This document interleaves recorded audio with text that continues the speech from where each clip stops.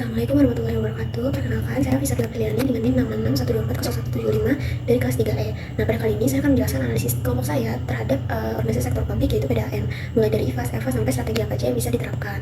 Nah, jadi yang pertama itu ada IFAS. Kalau misalnya di IFAS atau faktor internal, kekuatan PDAM itu memiliki tenaga kerja yang cekatan, sumber pendapatan yang stabil dari masyarakat, dan juga ketersediaan air baku yang relatif aman. Lalu pengolahan air itu juga cukup canggih. Selain itu, permintaan air itu terus meningkat setiap tahun. Itu tuh bikin potensi pertumbuhan PDAM.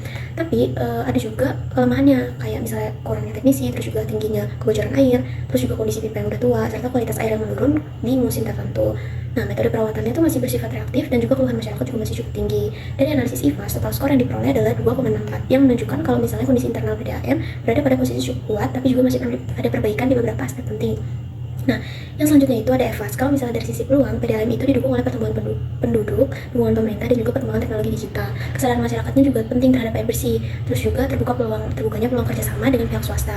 Nah, tapi ada juga ancaman yang dihadapi oleh PDAM, kayak misalnya pencemaran sumber air, perubahan iklim, tingginya biaya operasional, persaingan dengan penyedia air non PDAM, dan bahkan meningkatnya keluhan masyarakat saat distribusi air terganggu. Total skor EFAS itu sebesar 2,89 yang menandakan kalau misalnya PDAM itu cukup mampu merespon peluang, meskipun tetap harus waspada terhadap berbagai macam ancaman eksternal. Nah, berdasarkan nilai IFAS dan EFAS, PDAM itu berada pada kuadran pertumbuhan, yang artinya organisasi memiliki kekuatan dan peluang untuk terus berkembang dengan strategi yang tepat.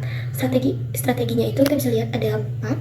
Nah, strategi SO itu yang pertama. Jadi strategi SO itu dilakukan dengan memanfaatkan kekuatan untuk meraih peluang, kayak misalnya meningkatkan digitalisasi layanan, pemeliharaan jaringan secara rutin, dan juga optimalisasi teknologi untuk meningkatkan kualitas pelayanan.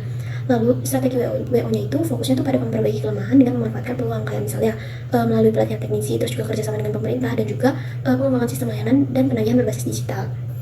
Strategi ST-nya itu bertujuan untuk menggunakan kekuatan dalam menghadapi ancaman, kayak misalnya meningkatkan efisiensi operasional, pemeliharaan, jaringan distribusi, dan juga memperkuat koordinasi dengan pemerintah.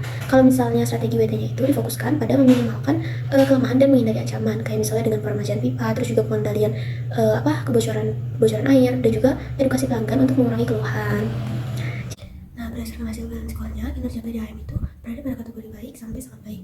Kita bisa lihat aspek keuangannya mencapai 90% yang menunjukkan kalau misalnya efisiensi biaya operasional dan pengelolaan pendapatan yang efektif. Terus juga kepuasan pelanggan punya 93%, itu tuh menandakan kalau misalnya kualitas layanan air bersih dan respon pelanggan sudah berjalan optimal. Pada aspek SOP-nya itu bisa sampai 89% yang menunjukkan kalau misalnya operasional dan distribusi airnya itu cukup efektif, walaupun masih perlu peningkatan konsistensi. Terus juga pendidikan itu 85% yang menandakan kalau misalnya pengembangan kompetensi SDM sudah baik, walaupun masih perlu penguatan biar mendukung kinerja jangka panjang. Jadi kita bisa ambil kesimpulan kalau misalnya PDAM itu memiliki potensi besar untuk berkembang dengan dukungan teknologi dan sumber daya manusia. Tapi permasalahan kayak misalnya pipa yang udah tua dan juga kebocoran air itu perlu segera ditangani biar kualitas pelayanan kepada masyarakat itu dapat terus meningkat. Segitu aja dari saya, kurang lebihnya mohon maaf. Terima kasih.